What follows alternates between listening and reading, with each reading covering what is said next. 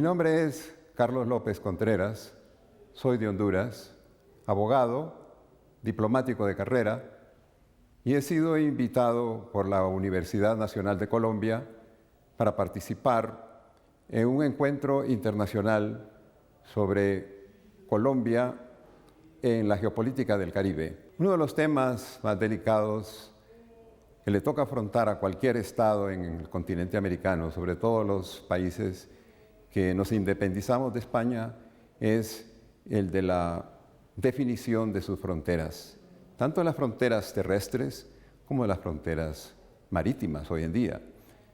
Las fronteras terrestres por aquella dificultad de la aplicación del uti possidetis iuris, vale decir cuáles eran las fronteras que tenía una colonia o una provincia española en América y que al momento de independizarse continúa con esas mismas fronteras. Y ahora con la expansión del moderno derecho público internacional del mar, las fronteras marítimas se expanden. De 3 millas que se hablaba, de 6 millas que se hablaba en el siglo XVII, XVIII, hoy se habla de 200 millas. Entonces la proyección de un país en los espacios marinos tiene mucha importancia, tanto por sus fuentes, por la navegación, por la geopolítica, que es el tema central de lo que vamos a hablar el día de mañana. Entonces, tiene una importancia extraordinaria como fuente de alimentación para la población y, obviamente, solamente pueden tener proyección marítima los estados que tienen costas. Las costas es el título de legitimación de la proyección marítima. Pero dentro de un espacio marítimo pueden haber 2 o más estados, y cuando la posibilidad de 200 millas de proyección en la zona económica exclusiva de que se habla hoy en día se entrecortan un país frente a otro o costas adyacentes, entonces es necesario hacer la delimitación. Porque la expresión de la soberanía quiere decir la competencia exclusiva de un Estado sobre un determinado espacio, población y sobre los actos que ahí se ejecutan. En consecuencia, es importante evitar que hayan colisiones de soberanía, y eso se evita por la vía de la delimitación de fronteras. Eso está muy bien en la parte teórica, y en los últimos 50, 60 años, en el Caribe ha habido una estabilidad política en cuanto a fronteras políticas y una estabilidad jurídica. Sin embargo, durante los últimos años, los últimos 10 o 15 años, se ha producido un fenómeno de que los países que no están satisfechos con el statu quo jurídico, han recurrido a interponer demandas ante la Corte Internacional de Justicia pidiendo una nueva delimitación de fronteras. Y la Corte Internacional, manejando un nuevo sistema jurídico, un sistema jurídico que es revolucionario, pues la Convención de las Naciones Unidas sobre el Derecho del Mar se aprueba después de 8 años de negociación en el marco de las Naciones Unidas, se aprueba en 1982 y entra en vigencia en 1993. Entonces entra un nuevo derecho que todavía está en fase de evolución, y está en fase de evolución la jurisprudencia de la Corte Internacional de Justicia. En consecuencia, genera muchas expectativas para algunos países y muchas preocupaciones para países que ya tenían su situación estabilizada y donde ejercían competencias en el mar. Entonces, de eso es lo que se trata. Es posible que la Corte pueda desmantelar todo un sistema de tratados en el Mar Caribe o en otros espacios marinos. ¿Qué ocurre al haber resistencia?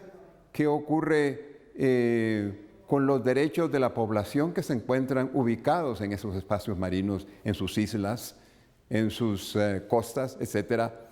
Los derechos de navegación, los derechos de pesca, en fin, un sinnúmero de temas que son precisamente los que se van a tratar en el encuentro internacional Colombia en la geopolítica del Caribe, la cooperación y las discordias. Los temas relativos a las delimitaciones terrestres o marítimas de un Estado son susceptibles de abordarlas de diferentes puntos de vista. Los medios pacíficos que existen incluyen la negociación directa, el arreglo amistoso, la intervención de terceros, sean como buenos oficios o por la vía judicial o por la vía de arbitraje. Todo ello apuntan a resolver ese tipo de problemas. En el caso de Honduras, hemos resuelto pues prácticamente todos los problemas de delimitación de fronteras terrestres, utilizando todos los mecanismos que existen en el derecho internacional. El arbitraje, en 1906, por medio del rey Alfonso XIII de España, con Nicaragua, con El Salvador, por medio de la Corte Internacional de Justicia y también por medio de un proceso de negociación directo que dio lugar a un Tratado General de Paz y de delimitación de fronteras. Y por otro lado, con Guatemala, por medio del recurso a un arbitraje ante la Corte, ante el presidente de la Corte Federal de Estados Unidos de América.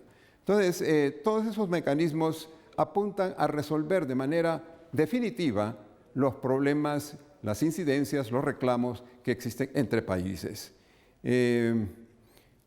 Infortunadamente para Honduras, no siempre el resultado ha sido definitivo, como debe ser en el caso de un arbitraje.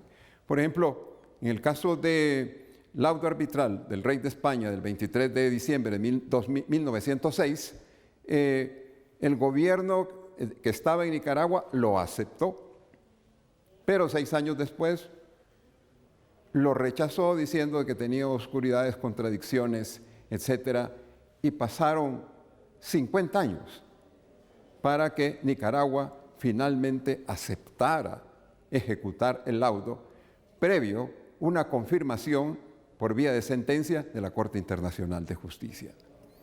El caso con El Salvador, en 1992, el 11 de septiembre de 1992, la Corte Internacional de Justicia, después de 5 años más o menos de litigio, dictó una sentencia que algunos consideran que es favorable a Honduras, otros pueden considerar que fue favorable a El Salvador, depende de qué tema se esté hablando, si es de islas, de mar o de tierra continental.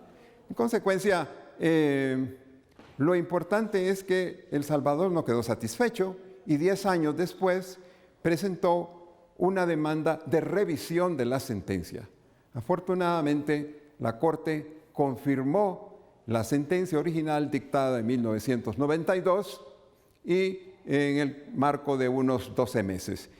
De esa manera quedó ya en forma definitiva resuelto el problema.